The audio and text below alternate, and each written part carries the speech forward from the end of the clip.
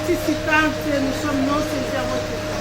Nous comparaissons volontairement pour couvrir les vices. Monsieur, j'espère que je suis comparaison pour la participante, le tribunal est saisi. On va identifier les biens. Je me mets ici ou je me tiens ici devant vous aujourd'hui pour des faits tels qu'énoncés dans cette requête. Mais je me fais le devoir de vous signaler d'avance, comme le commande mortel dit dans la rue, qui s'accuse, s'excuse. Qui s'excuse, s'accuse. Ça, c'est le commande mortel, ce n'est pas nous les juristes. Mais j'ai apprêté et vous allez me comprendre pourquoi j'ai dit ça. Quand je prends ces documents, j'étais en train de lire calmement. Il y a des confusions dans ces documents. Et nous allons découvrir ensemble avec vous. Je vous envoie au deuxième feuillet, votre honneur. Allez-y au deuxième feuillet. Deuxième feuillet. Mais nous voulons vous dire sur l'obscurité de Lubélé. L'obscurité de Lubélé. C'est vrai, mais néanmoins, il y a un seul problème. Parce qu'il y a que celle dans cette histoire. L'obscurité de Lubélé, votre honneur. Je vous renvoie, vous pouvez aller aux pages deuxième feuillet. Deuxième feuillet. Là où on a énoncé des articles. On vous dit, entendu que les actes positifs auxquels ces livres les cités constituent infraction de diffamation, de violation du domicile et de destruction méchante réprimée. Ils ont donné aussi des articles. Il vous vient à la fin. On dit condamner les cités aux peines prévues par la loi, les condamner à la restitution des biens détruits des 25 000 $ volés. 2500. Oui, 2500 $, non? Oui. 2500 $ volés. Ici, on a énoncé des articles, violation des domiciles, destruction. On sous-entend ici, il y a 1, 2 et 3 infractions. Hein? 1, 2 et 3. Je pense. Non, vous êtes en train de me déstabiliser.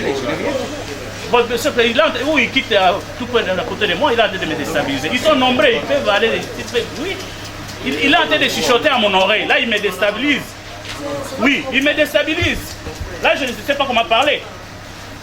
Ou alors je sors, je les laisse ici, je sors. Mais oui, il est en train de me déstabiliser, Monsieur le Président, vous ne constatez pas. Il est en train de chuchoter à l'oreille. Hein? Et ils sont nombreux, tout un cabinet de 50 personnes. Pour vous le placer, tant que c'est mieux, pour qu'il soit à l'aise. Il est en train de chuchoter à mon oreille. Si c'est dans le but de créer un incident, nous ne sommes pas là. C'est ça. Nous ne sommes pas là. Nous sommes à ses côtés, bien sûr, et il a toute la latitude de pouvoir développer ce qu'il est en train de dire. Si vous voulez créer un incident, revenez là pour le... Et votre honneur, je ne vois, quand vous comprenez ici, il y a encore une autre infraction qui s'est ajoutée. Quelle est l'infraction? C'est l'infraction de vol. Qu'est-ce qu'on a volé? Tant qu'ici, dans la requête, ils n'ont pas parlé du vol ici. Ils n'ont pas parlé du vol. Ils ont parlé diffamation, violation du domicile et destruction méchante. Mais quand vous lisez à la fin, on vous parle qu'il y a eu vol. Alors il y a eu une autre mention qui s'est ajoutée. On vous dit encore, votre honneur, premier feuillet. Bon, comme nous sommes tous une collectif, je laisse la parole aux autres. Merci, Monsieur le Président. surabondamment sur le premier préalable relatif à l'obscurité des libellés, autrement appelé l'inintelligibilité de l'acte. Parce que, en fait, s'il faut reprendre le prescrit de l'article 57 du Code de procédure pénale qui sert de fondement à cette exception, l'objet de la citation doit être repris de telle sorte que les cités soient en mesure de saisir la quintessence des faits qui lui sont reprochés. Immédiatement que les cités entretiennent une confusion sur ne serait-ce que les préventions qui lui sont reprochées, il y a déjà obscurité. Votre tribunal sait que cette infraction, qu'est-ce que je dis, cette exception se cristallise et est fondée dès lors que dans l'acte, les faits qui sont reprochés sont difficilement identifiables, les préventions mises à notre charge sont désorganisées, de telle sorte que nous sommes dans la confusion de déterminer, nous sommes poursuivis pour combien d'infractions. La preuve est celle-ci, et on vous l'a dit. Dans sa relation factuelle, la citation directe énumère l'ensemble de faits qui nous reprochent. Et elle est éloquente. La citation vous dit, à part on a saccagé mes thermomètres et autres, on a volé 2500. Ça c'est le fait, 2500 $. Il vient pour qualifier ces faits en droit. Et c'est là qu'il y a le problème. Il vous dit que ces faits sont constitutifs de 3 infractions. Diffamation, violation de domicile et destruction méchante. Là, il oublie les vols. Là, il oublie les vols. Non seulement il oublie les vols, même les soubassements juridiques des vols, il n'en fait pas mention. Allons-y au dispositif. La citation vous dit ceci, qu'il plaise au tribunal de dire, établir en fait comme en droit les infractions de diffamation, violation de domicile et destruction méchante. Là non plus, il n'y a pas les vols. Là, il est en train de disposer. Mais curieusement, à la surprise générale comme une crise cardiaque, la citation viendra in fine pour dire les condamnés à la restitution de 2500 volés. Mais monsieur le président, tout ça, ça s'appelle comment?